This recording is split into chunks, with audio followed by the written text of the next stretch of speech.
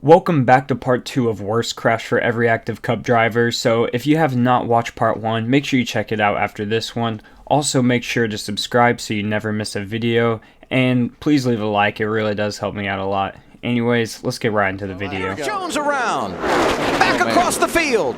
The big one, part 2 at Daytona. Yeah, they can't do this. Stay high. Nice straight. Did anybody hit you there, Kel? A horrific crash for Kyle Busch, who slid through the infield grass. This wreck caused an actual injury that left him sidelined for a third of the season, so I put it above the many wild rides he's had in his career. He still managed to win 5 cup races, the championship, 6 Xfinity races, and 2 truck races that year. Moves himself up to second place. In the wall hard goes Casey Kane Hold the brake, buddy. and Martin Truex. Hold the brake. Wow. That was huge. Look at that car. And you think we're not going fast here? Martin's all right. Unhooks his cool tube. With this being one of the hardest hits in Martinsville history and the angle that he hit the wall, it makes this wreck his worst. Not to mention how scary losing your brakes at a racetrack must feel. Darryl, I get a feeling something happened to Martin Truex Jr. in that 56 as hard as he was driving it off in that corner. Sure does. I mean, he wasn't even able to slow it down, it didn't look like. I bet well, it's hard to say about brakes, but that looks like a car that lost its brakes. The white flag is out. They're going to crash. Sauter with a big run. They're crashing. Christopher Bell upside down.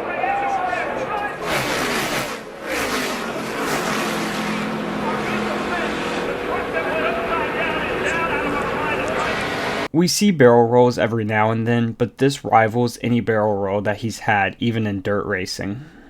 Looks like William Byron got jumped by the 86. Look at Timothy Peters on the inside as Christopher Bell tumbles down the front straightaway. Timothy all the way to the inside of the racetrack is, you know, a lot of new pavement down there, guys, and that makes such a huge difference. They don't get Newman, but Newman will have nothing of it.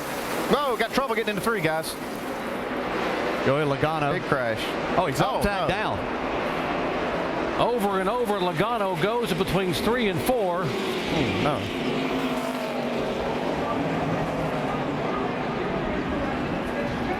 The car will come back to rest on all 4 tires. Heavy crash here on lap 32. For Cup Series veteran Joey Logano, we have to go way back to his rookie year to find his worst wreck. Although flips have happened before at Dover, it's very rare to see cars roll at non-super speedways. Here's where it really gets exciting. Man, we talked about that there's nowhere to go as you come off of these corners, and when something like this happens, you make a commitment, and you've got one opportunity really to miss this wreck. Tony Stewart did a great job. Some others got race. Oh, hard into the wall is the 43. Bubba Wallace slams the wall.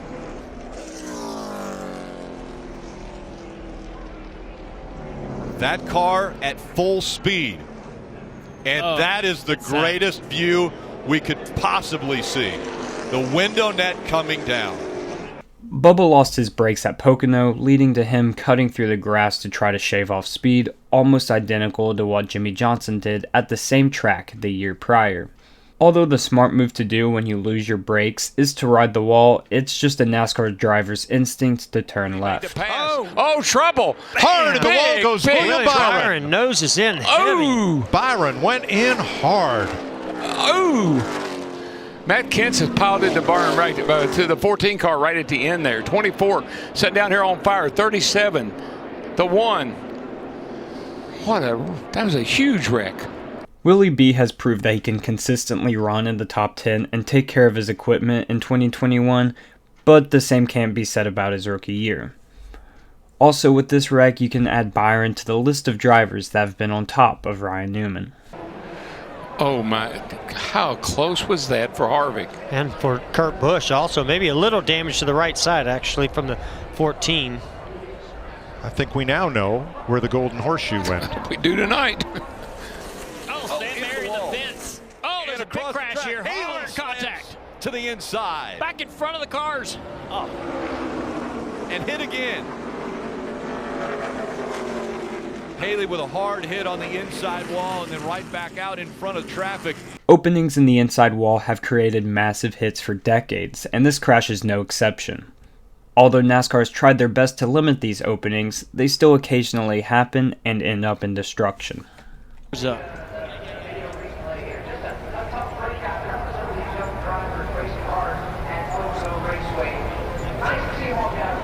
guys, whoa, whoa, oh no, oh my gosh.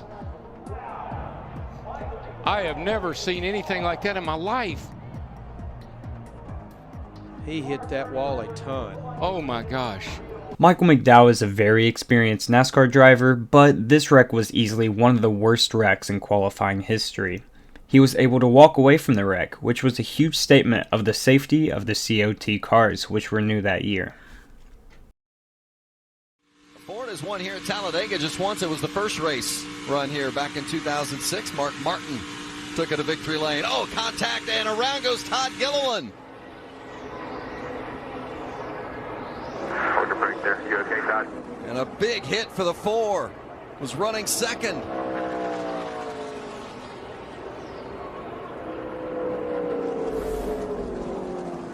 While going for the lead, Todd Gilliland made an aggressive move to the inside and ultimately took himself out. You see a lot of wrecks that look like this, but they typically happen after contact from a car from behind, rather than them getting into another car. Shoots it to the left. So he got in the back bumper of him, and that's what we were talking about earlier. When you're offset to the left like that, it makes that truck in front of you loose when you get into the left rear quarter panel. And then he got under him. Move is Austin Cindric. Oh, we got another one. Is that the 19? Yep. Same situation. Wow. And right under him. Oh, and into the wall. Goes the 40. Oh, my gosh. Cole Custer, nowhere to go there. Big fire. He had a big impact. Luckily, seeing him get out of the race car right now. Cole Custer had multiple huge hits in this wreck, hitting Truex and getting under him, then hitting the wall. He clearly could not see and was a victim of the downpour, the monsoon that was happening, and he got the worst of it. Had damage. Now that right, thank goodness there's a little bit of a safer barrier. Well, is that a That's safer a foam barrier. Yeah. It's a foam wall. barrier? Yes. Thank goodness that was there instead of just hitting that Armco barrier for Cole Custer. Ty Dillon's turned around and hits hard. Right behind you. Going to be a lot of debris. There were 4 wide coming through the tri-oval, trying to come through the tri-oval, obviously not that wide. 23's Carlos Contreras. There's Ty Dillon's car all torn up. Third place driver in the championship. Cale Conley again. While trying to come back through the field, Ty found himself in the middle of 3 wide and ultimately had a hard hit head first into the tri-oval. This was his only DNF of his first full-time Nationwide Series season. The 14 car you can see there. Up in front of him here. Go on. Middle. Hold her straight, hold her straight, hold her straight. Eric Jones hard into the wall. We heard him on the radio just moments ago responding to his crew. He said, "I'm all right," but you could tell he was trying to catch his breath. Eric Jones hit the wall at the worst possible angle at Indy, sending his car ablaze. Tire failures are very common at Indy, and they were happening more and more the last few years of the oval. The full speed replay looks so bad and is enough to make anyone cringe. There we go. There was no way. Oh, it's Kurt Busch up and over. Boyer's in it. Bobby Labonte's in it. Stremmy's in it. Jeff Gordon down to the grass. Nothing else coming from behind you. And Kurt Busch went over and over. Kurt has been racing for 2 decades now, racing for a multitude of teams, but this wreck occurred with his stint for Furniture Row Racing. This wreck proved the Gen 6 car was able to be flipped, a debate in the community as the season started. The 2009 race. I think you're right. Brad Keselowski and Carl Edwards coming to the checkered flag. Boyer's 15 comes up, clogs the track. Both Labonte brothers involved. Ricky Stenhouse Jr., the window net is down, and a 3-car deal coming out of 4 involving that car right there, Reed Sorensen. Let's take you back because Reed got loose coming out of 4, and that's where it all started. For a guy with a reputation of wrecking a lot, he really doesn't have too many hard hits in his career. For this wreck, we have to go back over 12 years to his first part-time season in the Nationwide Series, where he only started 7 races. Right away. Let's go on board. You see just that stacks up right there. Really nothing Jason Keller could do either. And he reacted as quick as he possibly could.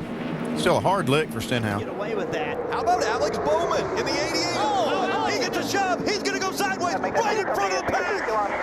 The 48 caught up, and the 9 is caught up. The caution has come out. He got a big shove right into the front of the pack. The 42 of Kyle Larson, he is there. The 11 is caught up. The scariest thing in the world must be getting turned in front of the field at Talladega. He could have saved his car, but ultimately just lost it and went straight to the outside wall and got hit hard. Whoa, Boris. And I tell you what, I thought he might get a little bit turned on that. The narrow part of the track here. They're coming by you here. Hold the brake. Look out, guys. Oh, 14 man. dumped us. Boy, that's a dangerous spot.